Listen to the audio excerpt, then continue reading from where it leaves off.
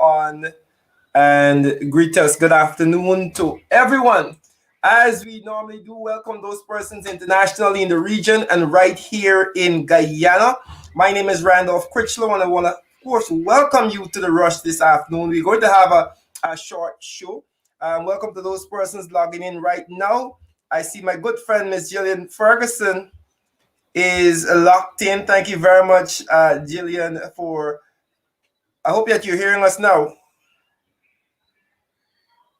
Is it sound good? Let me just get a reply. Is it sound good now?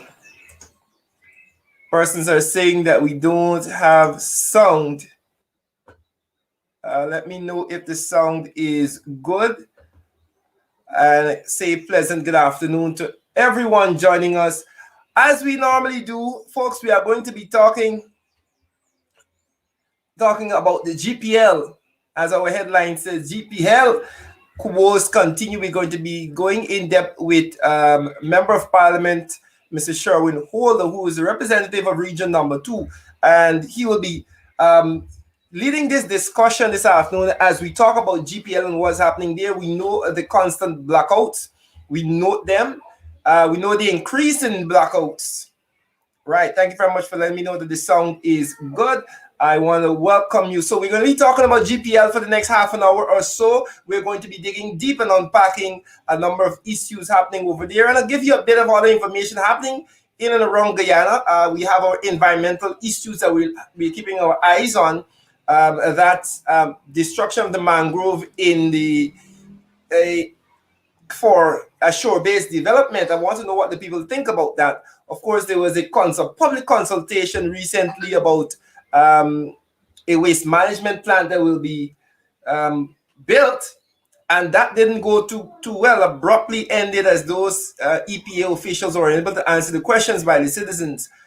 We have the leader of the opposition meeting with IRI, the National Republican Institute. Of course, they are leading this charge for electoral reform in Guyana. We're going to be talking about that, but our major focus today, of course, will be GPL, and we'll be joined by MP Sherwin Holder, representative of Region Number 2, to be talking GPL and more.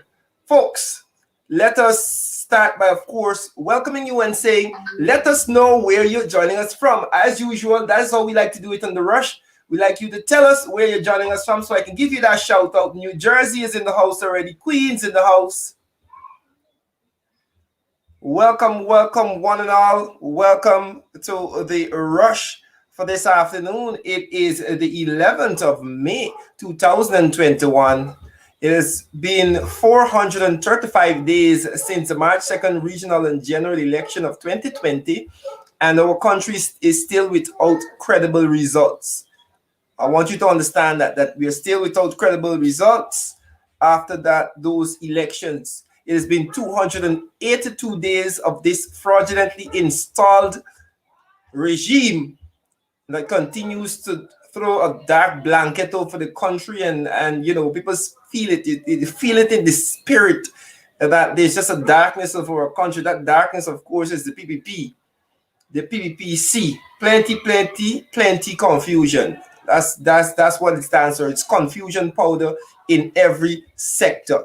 So let's go through some of this. Toronto, Canada, BVI, Arizona, Diamond, UK, Trinidad, Brooklyn, Linden, Brampton, Canada, our friends in Canada in Brampton. Thank you very much for joining in. Los Angeles.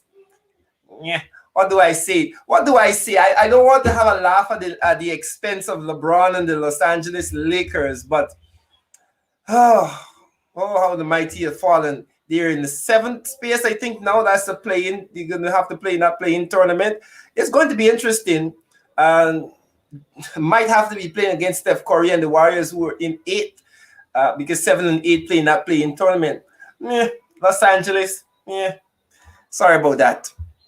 Richmond, Virginia in the house, Trinidad and Tobago, Sophia, Connecticut, Pennsylvania, Holland, New York, Connecticut again, Maryland is in the house, Minnesota, Timberwolves, look at you guys playing fairly okay, fairly all right.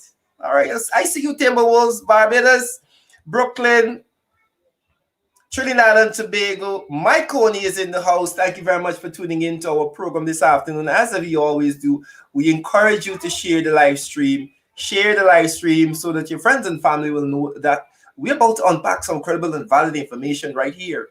We're about to unpack some credible and valid information. Yes, those persons in Richmond, Virginia already said hi.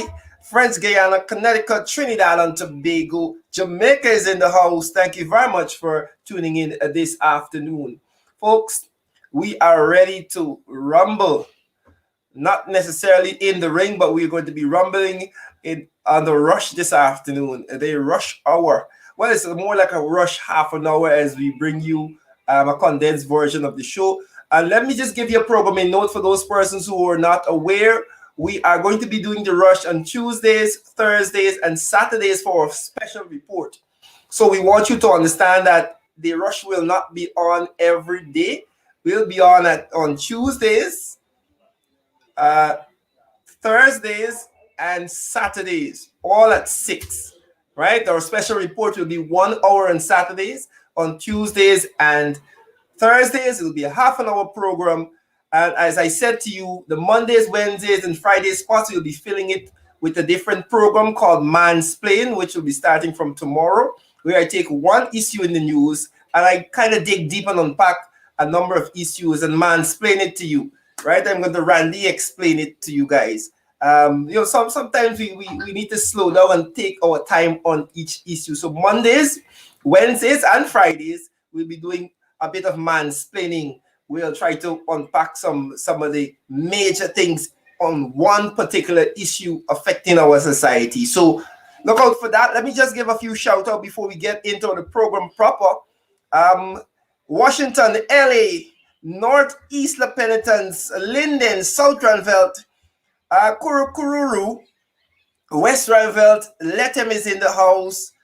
Good afternoon to our friend Saskia McLean, who is always locked in. Saskia is always here looking at the program, a silent viewer. But we see when you log in, Saskia. We see when you log in, and we just want to say hi and let you know that we notice that you're always on. I know we have some very loyal viewers to the Afternoon Rush, and I say thank you very much for your viewership. Brooklyn Nets, so y'all looking good. Brooklyn, y'all looking nice. Let's wait till James Harden comes back and you have your big three. I see. I picked Brooklyn to come out of the East, and of course, my pick for the West is the Utah Jazz. So I am hoping to see my predictions come true. The NBA Finals, the Brooklyn Nets from the East and the Utah Jazz from the West. That should be an interesting matchup. Morris Street. This is in Linden. I see Morris Street. In Linden, this is Michelle Franklin saying Morris Street, Randy. If it is in Linden, just send me a message. Say yes, it is in Linden. As a fellow Lindener, I know a number of these streets. Most of them, of course, named after wood. So the Morris Street. I think there's a 7 Days Church in Morris Street in Linden there. St. Lucia. Thank you very much. Somebody says start talking things. We are ready to go. We want to welcome to our show this afternoon the MP from Region Number 2. Mr. Sherwin Holder, the Honorable Sherwin Holder. Sherwin, welcome and good afternoon. Good afternoon, Randy. All right, thank you very much for being on the show this afternoon. Let's get right into it. We want to talk GPL first of all. and what has been happening there. And I want to start the program with this clip, and we'll discuss and we'll unpack some of the things said in this clip. But let's start with this particular clip. Let's see if we can put it up here. This will be our conversation piece because I believe he said some very interesting and important things. But the thing I can't get right in my head, in my mind, for the last 4 years, we hardly had blackouts in this country under the coalition. All of a sudden, the PPP is back and it's blackouts all over the place, 8 to 10 times a day. And the excuse is no maintenance was done on the power lines and plants. So let me ask this. How this thing used to work all the time? Brothers and sisters, can you answer me that? I think some of you are confused, but I am not. The PPP been running GPL just like Gaisuku, that Ponzi scheme. Always pumping money, year go, year come, and never make a profit. Listen this. In 12 years, from 2003 to 2015, when the PPP lost the election, them give GPL 40 billion Guyana dollars, which is 200 million US. It amounted to 16 million US yearly. Them used to give GPL for keep the wire that give your current alive. Right. Let's just unpack a number of things said there. Let me start with the fact that this recognition on his part, of course, that was Glenn Lal, the owner of Kaitro News, a well-known public figure. He has his own show, the Glenn Lal Show. On one of the shows, this is what he expressed. And it's a public recognition that there's a stark difference between what is happening now with the blackouts and what obtained under the APNU AFC. Do you believe that he is correct? Randy, I could not have said it better. I could not have said it any better. And I am happy that it came from an ordinary citizen, not a politician, not somebody from the PNC or APNU or AFC, but it came from an ordinary Guyanese who has been observing what has been happening in the past 9 months. You know, I could not have said it better. We have returned to those days. We have quickly returned to those days prior to 2015. Maybe in that period, 2010 to 2015. I remember Kaichur in some of their articles stating that, look, we've had almost 100 instances of blackout in 1 week. You can go back to the newspaper and check them. I just looked at one. It was 73 in about 4 days in Berbice. That's it, just in one region. So I'm happy that Mr. Glenlal and others, obviously, are recognizing what we're returning to, what is happening in this country so quickly, Randy. Yeah. As a And matter of it's no different in Region 2 here. It's no different. I was going to come to that because it's been 282 days now of this fraudulent administration. And the stark difference, as was highlighted by Mr. Laldir, is very evident. And what I was about to ask you, what is happening in your region? Is it the same issue there with the blackouts in region number 2? It's no different. It's no different, Randy. We look, prior to 2015, there were a lot of blackouts in region 2. That was the key problem in this region, affecting business, affecting the daily lives of persons. And so quickly we've returned to that same state of affairs in region 2. So quickly we have returned there to that same position in region number 2. Yeah, I want to get your comment as we unpack what was said there. One of the things that he said, you know what, we see this reversal to pre 2015 blackout levels. But then you look at what is happening at GPL, right? You look at the fact that Mr. Dindial was rehired. Bar Dindial, I think, who was you know, I don't want to say excoriated, but he was sent off in such a terrible manner with a letter from Brassington saying this man can manage himself out of paper bag essentially. Within And their own organization, within right, their own structure, in their time, in right. their time. This was on the PPP. This man was sent home and he was rebuked for his lack of management ability and skills. Then this is the same man we hired to do basically the same thing. Not this was a man who was dubbed the $6 million man who's carrying that amount of money a month when you add up all the things. You know, this was reported on. So, you know, people may ask what is happening, and Glenn actually asked, he said, how the thing used to work before for 4 years. What is your answer? What are they Exactly. doing now? Look, when we came to power, in 2015, blackouts. Um, there were two major issues in Region 2. Blackout was front and center, and the rice industry was another issue. But as we're on the topic of blackouts and the return of blackouts in Guyana and in Region 2, um, look, when we got into power, we quickly um, reshuffled, we quickly analyzed the situation, and we came up with some solutions. You would recall that we purchased and installed, I believe it's 5.4 megawatts new gensets. Three new gensets, I think it was 1.8 megawatt each. That adds up to 5.4 megawatt. And that wasn't the end of it. We had a 10-year plan. We had a 10-year plan to improve the whole GPL system.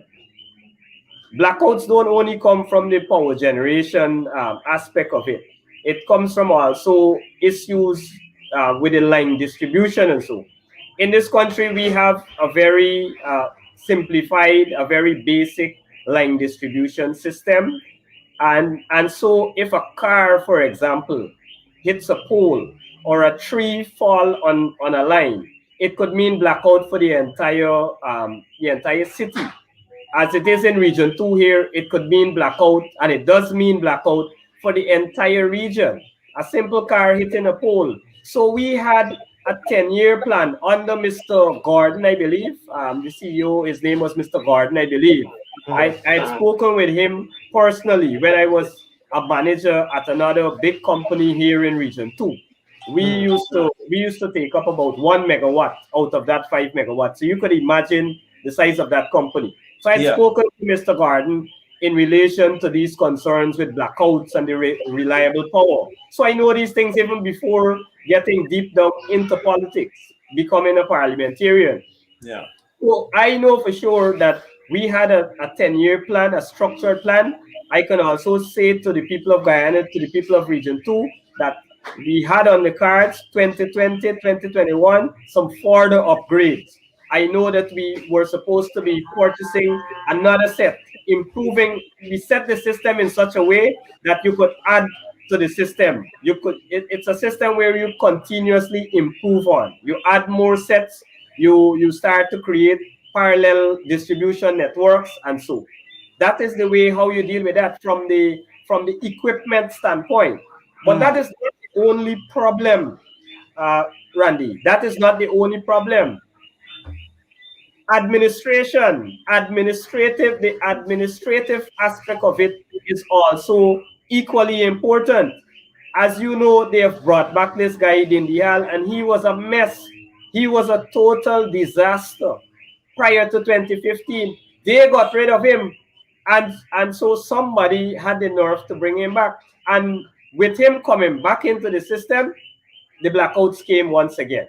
I tell you this, Sharon, I had several complaints from the staff at the powerhouse just about 2 weeks back. where it is alleged that the said individual came down here on a high horse and verbally abused the staff. He threatened them with dismissal, a whole host of things. And so I believe the morale of the staff there is very low. And if you have persons with low morale, you can understand the kind of output that you will get. He threatened, I tell you this, he threatened, what he said exactly to them is that he would conduct some sort of test and those who fail will be fired. I would say this to him, before he fire any of those staff, it's better he fire himself, because without him we had no blackouts. It's better he fire himself, because there are like about 30 staff there, and some of them worked at GPL for over 30 years. Their range is somewhere between 2 to maybe about 35 years. These guys are experienced guys. They might not know it all, but they're experienced. And as an engineer myself, as a former manager for a big company, if you have issues within a department, you have to examine those issues carefully. If it's HR issues or whatever, if persons need additional training, then you do that. You don't go about threatening people to fire them. And I must say this to the public: most of those staff are Afro-Guyanese. Most of those staff are Afro-Guyanese, and we see this kind of discriminatory behavior, this pattern that we did not see from 2015 to 2020, and it's obviously affecting the production of that company, Randa. And so Mr. Land is perfectly in order when with those questions that he has asked. He's perfectly in order. There have been, and as we talk about complaints, there have been many complaints on social media and the various platforms. Persons have been complaining that this blackout situation has affected their equipment and their appliances. So I don't know of any sort of action on the part of the company to help those persons, because persons might have their businesses with the refrigerator, whatever, but there have been a definite upsurge in the amount of persons complaining about the effects of the blackout that the blackout has on their equipment and their appliance. How should that be dealt with? That's a difficult one, Randy. That's a very difficult one.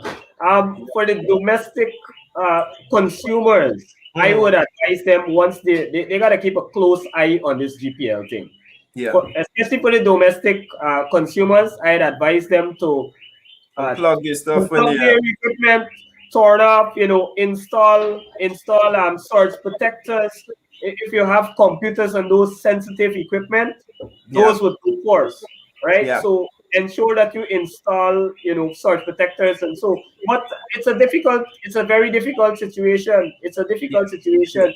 I can understand the plight of. I can understand the plight of the average man that has his television and some power outage, and the power comes back and it affects them in the way. Now, what are you supposed to be doing as a citizen? Television, that's one thing. If you have meat in your fridge, Randy, if you have meat in your fridge, either you give it away or something, or you have to go and purchase a generator. Look, that company that I used to work at, I was the engineer at the time in 2012, and it didn't make much economic sense from a particular standpoint purchasing a generator. But for reliability purposes and to save your business, we had to make that crucial decision to purchase a $50 million generator, because it was 1 megawatt. About $50 million we paid for a generator. You understand? That was 2012. Fast forward to 2015, we hardly used that generator between 2015 to 2020. Hardly use that. If we use that generator for 2,000 hours, that's a lot. So it could tell you, it puts a firm statement out there about the reliability of power between 2015 to 2020. But now, just 8 months in office, we're straight back where we were.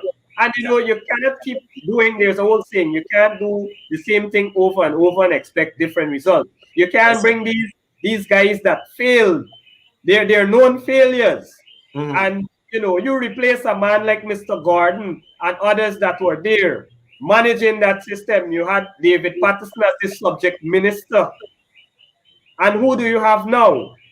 Who do you have now? These guys are I would judge them as incompetent, and the nation is quickly learning that about them. Yeah. As we unpack some more issues, I'm happy that they have you here, MP, because you're going to help me unpack some other issues outside of GPL.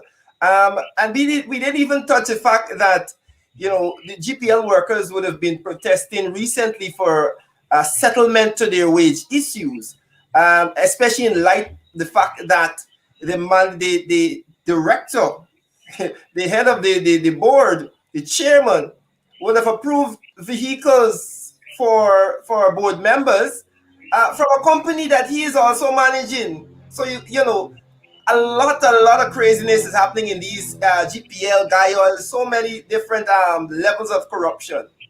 Yeah. I have one statement for that, Randy. A broad umbrella statement. This is the same old PPP. The same old PPP. Our administration was not without our faults. If you ask me, was there any corruption? Yes, there was. You had little bits of corruption, but one thing for sure, corruption was on the decline. Corruption was on the decline. I don't believe that the population expected us to solve all these problems within one term. But we were doing a hell of a job reversing some of these things, like especially corruption. And corruption affects everybody. Whoever thinks that corruption don't affect them, and as you say, look, the fuel price gotta be higher than it's supposed to be because of corruption. If you got some middleman and some kind of deal, instead of you pay $42 per barrel for the oil, for the fuel, and you gotta pay, instead you're paying at $10 more, that cost eventually transfers to the end user. Yes. And so the corruption affects you, the end user, you, the ordinary Guyanese. And that is what we're seeing within this administration. Now, on the subject of wages increase, look, these people have no regards for the ordinary Guyanese. They fail to understand these are the people, and I spoke about morale. I spoke about morale and people's satisfaction, job satisfaction. If there is no job satisfaction, and we can't fool ourselves, money plays a great role in job satisfaction. It's not the only thing, but it plays a significant role. And when they're gonna see the big boys at the top bracket in the said organization driving the Prado, and they're given high percentages increasing their own salary, and a man that's asking for a little $5,000 can't get it, how you expect those workers to operate? Are they going to perform at that 100%?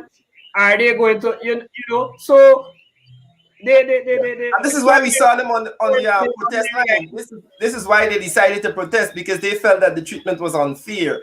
But let's switch topics a little bit, as we're trying to cram everything in this half an hour program. But let's deal with this. I know that you as a resident of region number 2, you understand fully well how important mangroves are to preventing erosion. We saw recently the leader of the opposition going out there on the west bank of the Demerara River, where this development is happening. And he spoke about the fact that the removal of the mangroves to facilitate this shore-based development has gone beyond what was licensed for. This issue, of course, cuts to the heart of a serious problem that we have. Then we saw the Minister Indar, and Minister the fraudulent, they're fraudulent, but these two ministers responsible for infrastructure and natural resources coming out and defending it so fervently as if they have some stake in it. So I'm not going to get to that, but I want to deal with the fact that uh, there's a balance. There is a question about development as opposed to destruction of the natural environment and what needs to be done when you destroy that. I mean, I believe that there's a middle ground to be met here, where if you are destroying this, a plan needs to be put on the table. The public needs to know that you are going to be putting something there to secure them, and they don't feel as if with the river over top, I'm going to be flooded out. Your thoughts?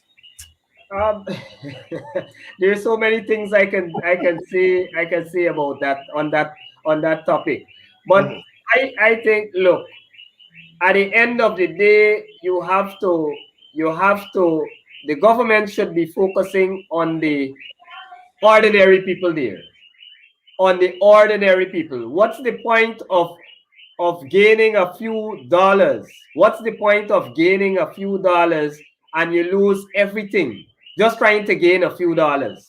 We understand the seriousness of flooding. We understand that we are below sea level. We understand in recent times what has been happening.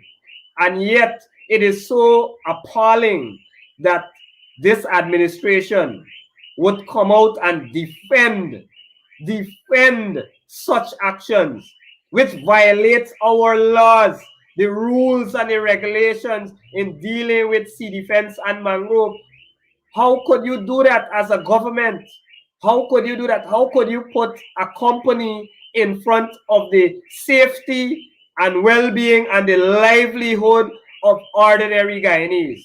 It's MP, just unconscionable.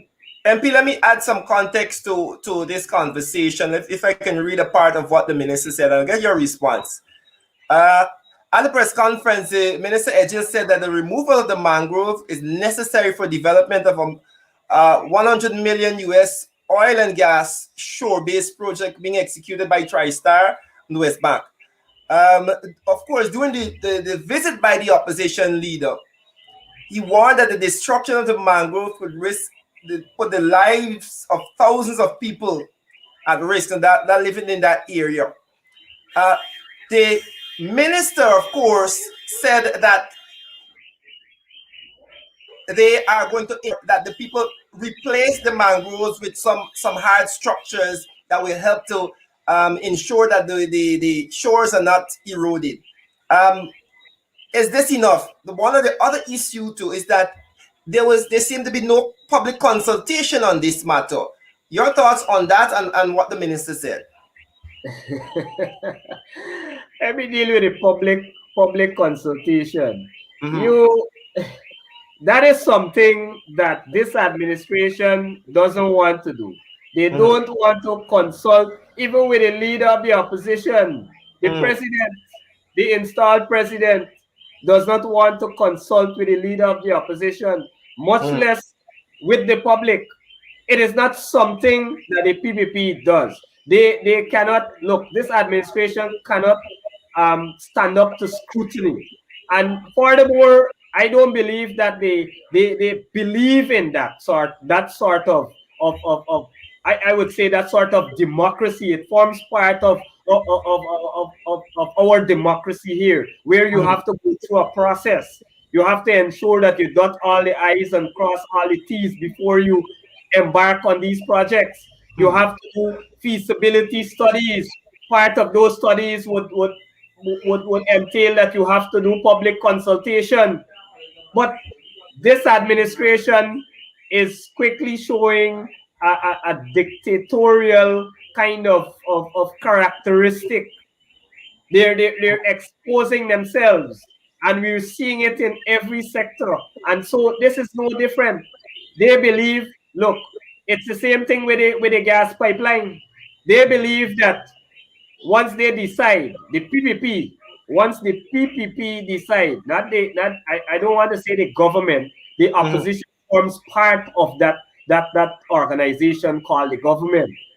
The PPP, once they decide that, look, we're going to do this project, and there is a gentleman in the PPP really who controls everything there, Mm-hmm. and he decides that this is what is going to be done, then so be it. It doesn't matter what the public think. It doesn't matter who is placed at risk. I noticed Mr. Patterson, David Patterson, MP, former minister, put out something there just a few minutes ago on his Facebook, and he's showing the difference between our government and this administration with regards to the sea defense. Yes. There are no opposition persons representatives on the board. So they're basically, they have one seat. They were installed with a one seat majority, but they operate as though they got all the votes or all the seats. They control the entire country and all the votes goes to them. And so once you're going to manage a country in that kind of manner, it's a recipe for disaster, Sheriff. They don't know what they're doing. You must have opposition persons there so that they can critique you. They can bring a spin to it. They can think about something that you are not thinking about. Yep.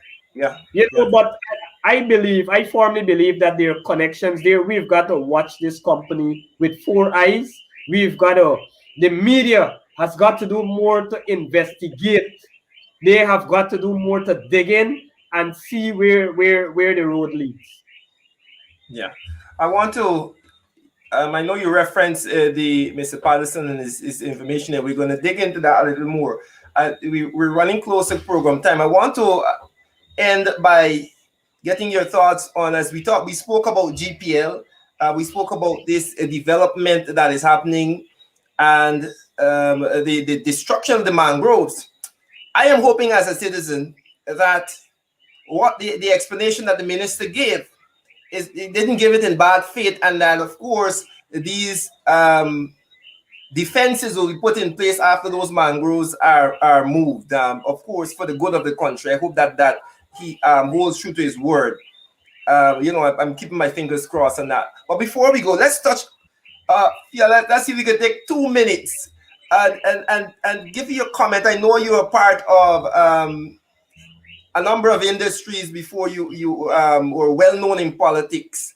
I know you're an engineer. I know that you are firstly a Guyanese, and you would want to see Guyana prosper, and you wouldn't want to see the monies of this country being wasted. And when I say that, I say Gaisuku.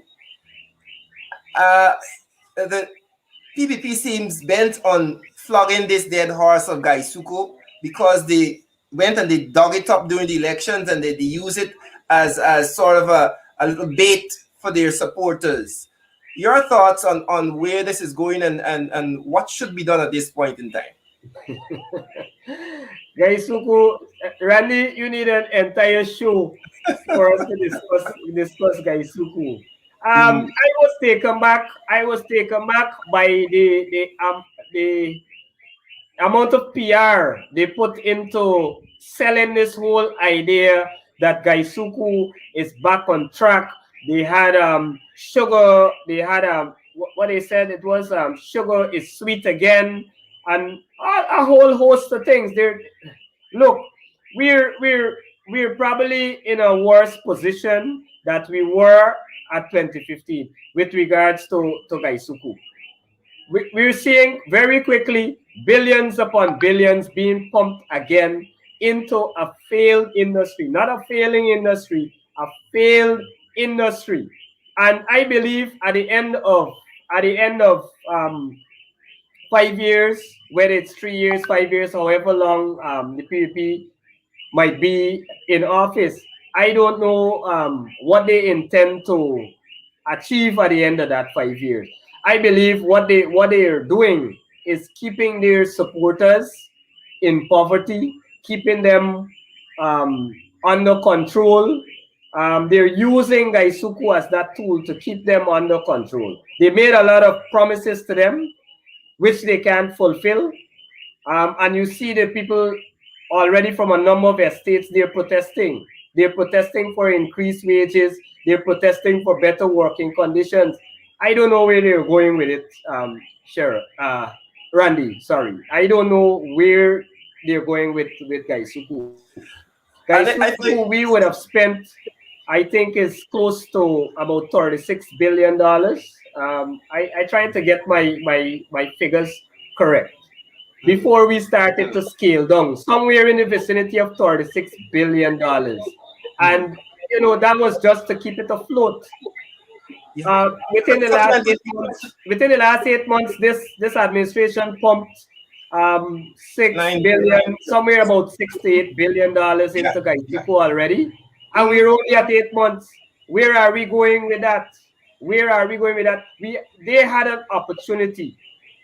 They had a golden opportunity to reform sugar, pick up where we left off, and reform this sugar. Sugar is dead for a long time, Randy. Sugar is dead for a long time. Yeah. From the time we lost the preferential treatment, the Agreement, EU yeah. preferential prices, sugar became dead. Also, what is happening in the entire world is that they're easing up with this sugarcane sugar. There's a lot of, from these developed countries, you have a lot of diabetic cases and a lot of ailments related to diabetes, and so they're scaling down. They're scaling down on sugarcane sugar. People are using beet sugar, and look, there are a host of issues with that sugar industry. We can we cannot keep up with these developed countries that are producing sugar at a very cheap cost, a very, very cheap cost. They have the means, they have the energy, cheap energy resources. We don't have that. The entire industry is mechanized. You have a lot of automated systems. Yeah. We're still depending on people cutting cane in this age and time. But I believe that they're trying to keep those folks in that sugar belt, in poverty, in that same state. So when they come with a little pittance, with something a little handout, they're happy for that moment, and you get the votes. That is what it's all about. It's fundamental politics, so to speak. Yeah. It's that's the way how Jack Dio does it. He wants to keep his own supporters in that poverty, on that breadline, just being dependent on them, so that they give a little thing here and there. You see, when they protest, what happened? He goes down there like a king. And I am of the view that he set it up in that way, so that he can go down there and say, look, I give you all $200 million. And then you know what they will turn back and say, you see how Jack Dio nice? You see how Jack Dio good? He's a good man, and within another couple of months, same story again. They're crying again. They're crying again. I want to highlight something, MP, as you're talking there. In 2010, and this is from a Stabrook News article, Jack Dio said, if the Skeldon factory doesn't work, sugar is dead. This is from Jack Dio. Let me see if I can pull up this article here, because it's very important to this conversation that we understand that this came from Jack Dio's own mouth, that if Skeldon factory doesn't work, then sugar is dead. Right here. I remember that article. I believe I've even posted that article several times years ago on my Facebook page. I remember that very, very clearly, because this was his justification in creating that white elephant Skeldon factory. Because what if for some more context of persons, as you mentioned, the preferential treatment was phased out around 2007. Right? And the EU encouraged Guyana to divest, to move away from sugar, retrain and retool the factories to do other things, retrain the workers to, plant other crops. But he was insisting that, and I find it very strange that these are the people who with the economic degrees and hailed as economic geniuses, when they can't even figure out that there's a simple thing called economies of scale, and we can't compete with somebody driving a tractor through a field, harvesting everything, and we get people cutting cane, walking through the cane field still. So I'm happy that we see these words here. So he pumped that money that they got from the EU into this Skeldon factory and insisted on prolonging with sugar. So go ahead. Randy, you're absolutely correct. Now, within his support base, within Mr. Jagdio's support base, people hail him as this economic wizard. But if you check his track record, it depends on how you look at it. These economists play around with these figures, and they produce something on paper to what that will be quite misleading, right? Because if you look at any major achievement, I don't know if he has any major economic achievement for during his tenure as president and as the de facto president, Randy. If we're honest enough, I don't believe that he has anything real to show. And this is just a typical example of it. He himself said that if Skeldon factory didn't work, then sugar is dead. Well, guess what? It didn't work. It's a white elephant. It has been a white elephant for the last almost a decade or so. And now they're coming back to the Guyanese populace to brainwash them, to tell them that, sugar, we're packaging sugar and we're doing this and we're doing that. Their first attack was to say that APNU AFC ran down the estate. Yes. Really, I find that to be so dishonest, because look, the entire world knew that we closed down the 3 estates. And if it closed down, what do you think will happen there? You will get, if you close up a house, nobody lives in it, you will get some bit of degradation over a period of time. So it was very dishonest of them, and they used that as the first excuse to get monies in the billions to pump back into Gaisuku, to say, look, APNU run down these estates, so we now got to start from scratch. When we didn't meet what we expected, all these things not working, so we got to get it up. Now, surprise, $8 billion, and we're still not getting there. We're still not nowhere. We're still producing sugar at double the cost, double the production cost in the market. And let me tell you this, the old sugar factory, Randy, one of the oldest factory produces sugar at a cheaper rate than Skeldon factory, than the white elephant. That is a fact that persons, Guyanese, should be aware of. Brand new factory, brand new Skeldon factory. And one of these old sugar factories from since in the 60s or beyond is producing sugar at a better rate, at a more economical rate than the Skeldon sugar factory. It must be noted, MP, and I'm happy that you brought that up. It must be noted that it is Jagdio and the PVP's position that APNU AFC somehow killed sugar and took sugar away from the people. But it's quite interesting in this article here that we're looking at. It stated that the president noted that several countries in the region had scaled down their sugar industries, right? And he said that this was because of lack of commitment. And of course, he acknowledges here that sugar would have been on the decline since then. Again, and this, as you said, is his justification for pumping this money into something that failed. So you had the opportunity, and this is what we need persons to understand. They can go around and try and blame the APNU as much as possible. You had the opportunity to ensure that those persons who were surviving from the sugar industry, that you don't put their livelihood in jeopardy by continuing with something that will ultimately fail. And that is what they did. And another point to note, between 1992 to 2015, the PPP would have scaled down the sugar industry by 50%. 50% of the workers went home.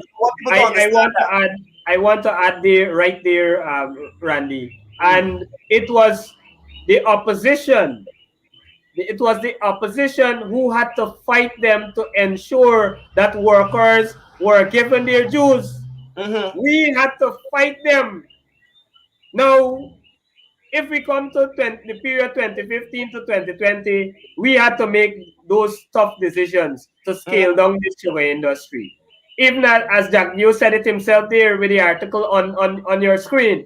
And what we did, we ensured that everybody was given a good severance package.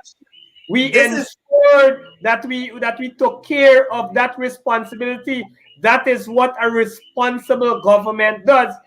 Everything did not go as planned or as quickly as we thought it would have. We mhm, expected to divest. We expected persons to purchase these factories and and do their thing with it. And so we would have created employment. The same persons could have worked in other industries. I know there was a company that was willing to set up some kind of coconut industry at Wales. And mhm. we had some rice crop also with some of the land. Some of the lands were given to sugar workers. So, but it didn't work out as quickly as we expected. And so I think that is our greatest regret. Mhm. But I am telling you this, the PVP had a golden opportunity to blame us. Blame us. Go and tell your supporters that, look, Apnu close to industry, whatever, but do the right thing in the end. Correct it. Build on what we already had going. Divest, continue with the diversification. You Yeah. understand me? Provide real jobs for your people. Mhm. Not what they're doing now. They plunge them straight back into poverty. Yeah. Straight back into poverty on the breadline once again. But And that is the old trick. let me just add this before we go, MP, as we wrap up here. Quite an interesting discussion. Let me just add this. I was listening to Alan Nandalal, regrettably, that I have to, the other day, and he stated, and I saw one of the media houses picked up on this. He stated that his words were, I'm going to have the video and I'm going to play it on another show.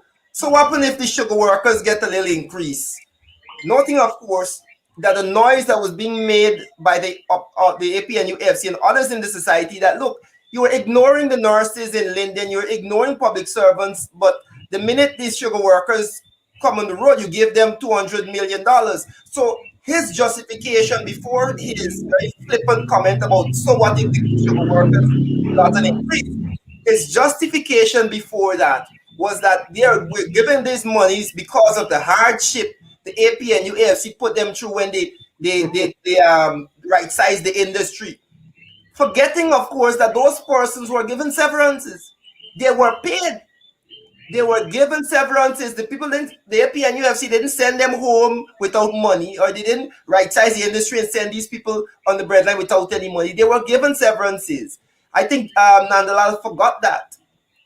Go ahead. I think he knows exactly what he's doing. What he's doing is speaking directly to the PvP base. It Mhm. doesn't matter what the rest of the country thinks about it. He's just speaking to the base. Look, Apnu did y'all, Apnu FC did something bad to y'all, and we come for rescue y'all, and we're gonna throw money on y'all chest. But we gonna show we gonna disregard the nurses who Mhm. equally work hard for this country. We disrespect all the public servants who are so deserving of a salary increase.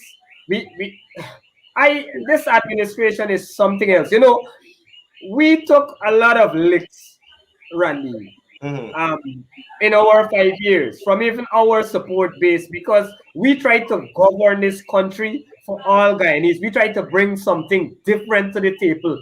We try to change this circle that usually encompass this country. This circle when you come in, when one party come in, and when the other one come in, we try to break that cycle and Mhm. show that we can govern for all Guyanese. But you know what? The PvP is back in power, and Mhm. they everything in this country, they thrive on division, they Mhm. thrive on discrimination, they thrive on racial tensions. I Yeah. come from a different background, Randy. I know Yeah. we're getting out of time. I come from a different background. I have half of my family in No Guyanese, the other half Afro Guyanese, Mhm. and so I know I can speak to this kind of issue. That is not something that I want to see happening in my country. That's not the kind of Guyana I would like to see. And I know most Guyanese don't like the road that the PPP is going down right now. Yeah. Irfan is saying one thing, but his administration is doing totally the opposite. He's preaching unity, he's preaching all sorts of things out there when he goes out there. But every day, almost every day, we see what is it that they stand for, what is it that they do. And so the situation with Gaisuku is no different. The PPP administration always show disrespect to the bauxite workers, for example. In Finland, they always show that kind of disrespect. They, all across this country, you're seeing what they're doing. Yeah. In every sector, you can see the discrimination that they're doing. So basically, Anil is a guy that if you don't listen carefully, people got Anil as a bright boy too. You know? People got Anil as one of them bright boys. But if you know, if you're cognizant of the issues, if you're aware of the facts, then you can pick up the lies and the misinformation that he so frequently puts out there. Sometimes I just get a good laugh when I listen to Anil Nandalal. I get a good laugh sometimes. You know, I just chuckle, sit in my chair and chuckle sometimes because, and I realize that for the past few months, they're on this drive. They've become a Trump type administration that it's like they don't care what they say at this point in time. They have no regard for the other half of the population. They are going to speak to their base, and who don't like it, well, they have to try with that. Right. I will say this in closing. As you mentioned, Anil, who of course tries to bamboozle you with his circumlocucious tirades, and if you are not mentally astute, all right, if you are mentally lazy, then you will not know what you say. To use the borrow phrase, if you're not mentally lazy, then you wouldn't understand that he's trying to bamboozle you with all of these words. So it's important. I want to stick this one in quickly. I want to just tell you a quick story. Go ahead. About Anil. Anil came down here on the coast to address when we had the issue of the Venezuela issue, when they seized the boats and whatever. And some fishing folks had some issues in Region 2 here. They were afraid to go and catch fish. Anil came to address that issue. And at the meeting, he said nothing about the issue. All he spoke about is APNU and AFC and what we did and how we run down country and a whole host of nonsense. And at the end of the meeting, they said one person got up and took him to task, you know, and said, boy, you didn't say anything about the fishing situation and the Venezuela situation. And he had to apologize. And, you know, he tried to brainwash them thereafter with something. That's the kind of guy. Yeah. That's the kind of politician Mr. Nandalal is.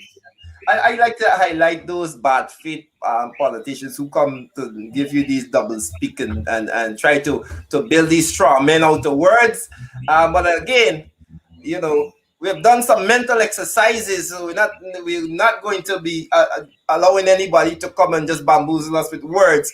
But MP, I want to thank you very much for joining us. It was a very interesting discussion today. I hope we can have you another time and probably get some other MPs so we can unpack more of the issues in our country.